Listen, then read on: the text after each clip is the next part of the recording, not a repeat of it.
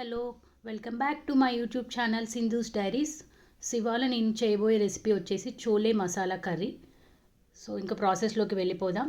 First దీనికోసం చోలే ఒక 1 cup chole తీసుకొని ఓవర్ నైట్ సోక్ చేసి పెట్టుకోవాలి. ఇక్కడ నేను ఆల్రెడీ సోక్ చేసి పెట్టుకున్నాను. ఇప్పుడు దీన్ని బాయిల్ చేసుకోవాలి. బాయిల్ చేసుకోవడానికి ప్రెషర్ కుక్కర్ తీసుకొని అందులో చోలే వేసేసి ఒక 3 టైమ్స్ వాష్ చేసుకొని దానికి సరిపడా వాటర్ పోసి కొంచెం సాల్ట్ వేసి బాయిల్ చేసుకోవాలి. 3 విజిల్స్ వచ్చేలాగా బాయిల్ చేసుకొని పక్కన పెట్టుకోవాలి. సో ఇప్పుడు నేను సాల్ట్ యాడ్ చేసి కొంచెం వాటర్ ఎక్కువ వేసుకుంటే మనం కర్రీలో ఈ వాటర్ యూస్ చేసుకోవచ్చు. సో ఇలా బాయిల్ చేసుకున్న వాటర్ ఇలా ఒక గ్లాస్లో తీసి పక్కన పెట్టుకున్నాను. అండ్ అలాగే బాయిల్ చేసుకున్న చోలే. సో చోలే ఇక్కడ ఎలా బాయిల్ చేసుకున్నాను చూపిస్తాను. సో ఇలా స్మాష్ చేస్తే ఇలా స్మాష్ అవ్వాలి. సో అలా మెత్తగా బాయిల్ చేసుకొని పక్కన పెట్టుకోండి. ఇప్పుడు దీనికి గ్రేవీ చేసుకోవాలి. సో గ్రేవీ కోసం ఒక 1 ఆనియన్ అండ్ 1 టొమాటో తీసుకొని ఆనియన్స్ సన్నగా చాప్ చేసుకోండి, లేదంటే మిక్సీలో కొంచెం పల్స్ అయినా చేసుకొని పక్కన పెట్టుకోండి. అండ్ టొమాటో ఇలా ప్యూరీ లాగా చేసి పక్కన పెట్టుకోవాలి. సో ఇప్పుడు కర్రీ ప్రాసెస్లోకి వెళ్ళిపోదాం. దానికోసం ఒక ప్యాన్ తీసుకొని ప్యాన్లో 3 టేబుల్ స్పూన్స్ ఆయిల్ వేసుకోవాలి.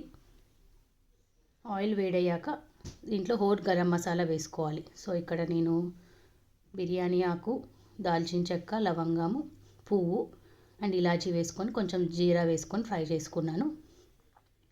ఇవి కొంచెం ఫ్రై అయ్యాక ఇప్పుడు దీంట్లో సన్నగా చాప్ చేసుకున్న ఆనియన్స్ వేసి గోల్డెన్ బ్రౌన్ కలర్ వచ్చే వరకు ఫ్రై చేసుకోవాలి.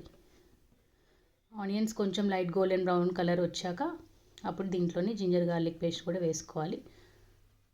ఇప్పుడు ఆనియన్స్ ఇలా ఫ్రై చేసుకోండి.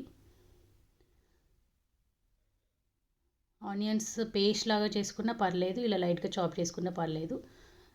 సో ఇప్పుడు జింజర్ గార్లిక్ పేస్ట్ వేసుకొని అది కూడా ఫ్రై అయ్యాక దీంట్లోకి పసుపు అండ్ టేస్ట్కి సరిపడా సాల్ట్ వేసుకొని మళ్ళీ ఒక 2 మినిట్స్ అలా ఫ్రై చేసుకోండి.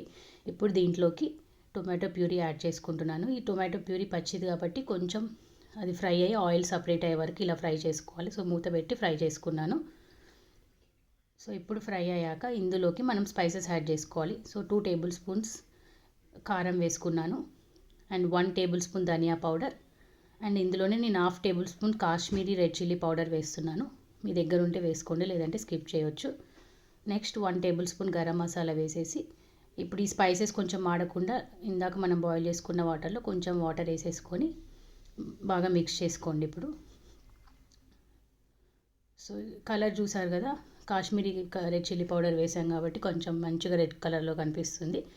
అది వేయకపోతే కొంచెం తక్కువ కలర్ ఉంటుంది. సో ఇలా బాగా ఫ్రై అయ్యి ఆయిల్ సపరేట్ అవ్వాలి సైడ్కి. ఇప్పుడు ఇది ఫ్రై అయ్యేలోపు మనం టీ డికాషన్ పెట్టుకోవాలి. సో దానికోసం ఒక బౌల్ తీసుకొని 1/2 కప్ వాటర్ పోసుకొని 2 టేబుల్ స్పూన్స్ టీ పౌడర్ వేసి డికాషన్ లాగా ప్రిపేర్ చేసి పక్కన పెట్టుకోవాలి. టీ డికాషన్ ఎందుకు అని అనుకుంటారు, బట్ ఇది మ్యాండేటరీ అనమాట. సో ఇందాక బాయిల్ చేసుకున్న దాంట్లో కొంచెం చోలే తీసుకొని స్మాష్ చేసి పక్కన పెట్టుకోవాలి స్మాషర్తో. నేను ఆల్రెడీ చోలే యాడ్ చేశాను ఇందాక నార్మల్వి, అవి క్లిప్ మిస్ అయింది. సో అది యాడ్ చేసుకున్నాక స్మాష్ చేసుకున్న chole and tea decoction and ఇందాక బాయిల్ చేసుకున్న వాటర్ రిమైనింగ్ ఎంత ఉంటే అదంతా వేసుకోండి. ఒకవేళ గ్రేవీకి ఇంకా వాటర్ కావాలంటే ఇంకా నార్మల్ వాటర్ కూడా యాడ్ చేసుకొని కొంచెం బాగా గట్టిగా కాకుండా కొంచెం లైట్గా గ్రేవీ ఉండేలాగా తీసుకొని కొత్తిమీర వేసుకొని చాప్ చేసుకొని సర్వ్ చేసుకోండి. ఇది పూరీకి, బగారా రైస్కి చాలా బాగుంటుంది. సో తప్పకుండా ట్రై చేయండి. Bye bye.